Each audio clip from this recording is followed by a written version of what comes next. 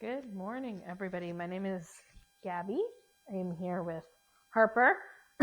We are starting off our first week of board and train with her here. She's a very sweet girl. And what we're going to be working on, yes, good girl. What we're going to be working on today is a little bit of her basic behavior. So sits and downs. Yes, good girl. So making sure that our dogs have a very solid foundation of basics. Before we get into some of the more challenging things that we're working with them on is very important. So making sure she's able to listen to me. Sit. Yes, good girl. And she's doing very well with this. She already goes into that sit on a verbal. Good girl. And then we're going to start working on a little bit of stay and duration once she's doing well with that. Yes. Free. I use the word yes to mark the behavior that I'm looking for, right? And then I give that reinforcement. Now we just have kibble in here and she's doing very well with that. You can mix in some treats as well, especially when you get into some of the more challenging things that you will be working with her on. Harper, sit. Yes, good girl. But for right now, she's just taking that kibble. We want to make sure that she's staying in that position until we tell her free. We use the word free to let her know she can get up and walk around. Good girl. Good job. Now, if she breaks that position, that sit, that down, that place, whatever it is that we're asking her for, before we tell her free, we want to make sure we're not reinforcing that. So we're not giving her food for that. We're going to put her back into that position. And then we're going to ask for a little bit of a stay and then reinforce when she's able to do so successfully. Sit. Good girl.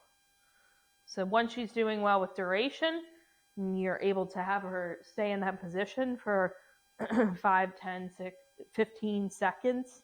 Then what you can start to do is start adding a little bit of distance.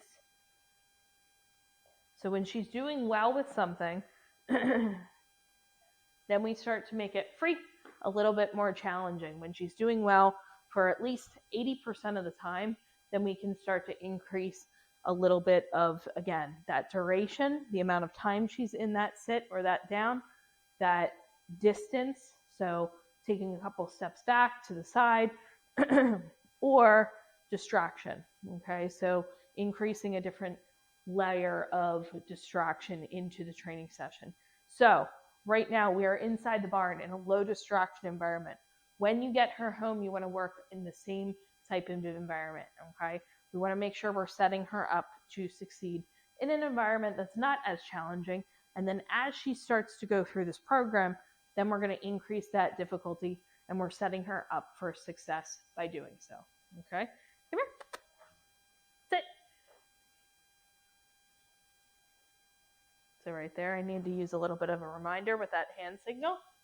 And we're going to have her go into a down. So when we're starting out down is more challenging for her. We're going to use a piece of food as a lure and get her into that position. Yes, good girl. Once she goes into that position, free. I'm marking with that word yes, and then I'm releasing that piece of food. Good girl. So that's usually the pattern. We usually start with a lure if they're having a hard time with it. Okay. Then we'll go into pinch fingers without any food in our hand. And then we'll get to the point where we're able to use that verbal and that hand signal. Our hand signal for down is 2 fingers pointing in a down. Let's do one more. I'm luring her. Down. Yes, good girl. Free. Good job.